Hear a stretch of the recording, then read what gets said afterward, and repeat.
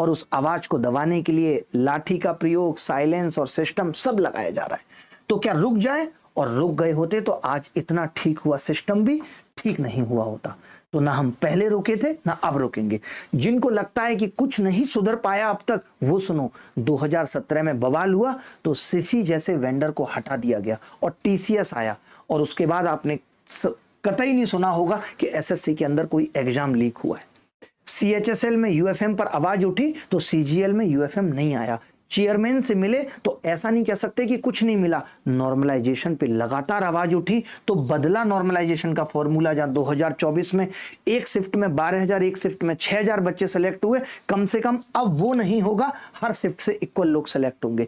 Waiting list को लेकर चिल्ला चिल्ला कर चीखा तो आज स्लाइडिंग सिस्टम की होप मिली है कि लेकर आ रहे हैं। एमटीएस, सीएचएसएल, सीजीएल के लेवल इतने खराब थे, सवाल उठा तो बदलाव हो रहा है स्तर में।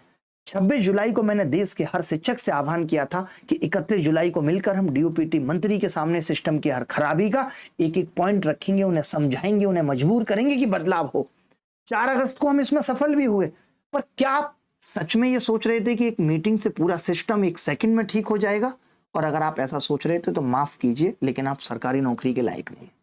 अगर कोई एक शिक्षक आपको आकर कह दे कि कुछ नहीं हुआ और आप उसी डायरेक्शन में सोचने लगें और अपने लीडर्स के ऊपर ही सवाल खड़ा करने लगें, तो सोचिए किस तरह एक वीडियो आपका पर्सपेक्टिव चेंज कर देता है। यह है आपकी सोशल मीडिया की इमोशनल गुलामी, क्योंकि आपके अंदर की समझ को खत्म कर देती है और आपकी समझ इतनी कमजोर हो जाती है कि आप ये भूल जाते हैं कि कौन आपके लिए वास्तव में लड़ रहा है और किसी का मकसद सिर्फ चर्चा में आना है। मैंने एक आवाज उसके बाद नहीं उठाई, मैं कुछ नहीं बोला, मैं सब सहता गया, ना किसी पे उंगली उठाई, बस यही सोचा कि जिस दिन जीतेंगे और बदल देंगे पूरे सिस्टम को, तब आकर मैं चिल्लाऊंगा जो कहना होगा। मगर 13 अगस्त को मुझे पता चला कि जो इंसान हम सब के बिकने की बात कह रहा है, वो इंसान बच्चों के सपने बेचने वाले लोगों के साथ 5 स्टार होटल में बैठकर अपनी वीडियो प्राइवेट कर देता है। और नेक्स्ट डे बाद जब मुझे पता चलती है, मैंने सीधा सवाल उठाया तो कह दिया गया, लो जी हो गई वीडियो पब्लिक। मैं नहीं डिसाइड कर पा रहा हूं कि ये स्टेप कितना लॉजिकल है, ये मैं आप पर छोड़ता हूं।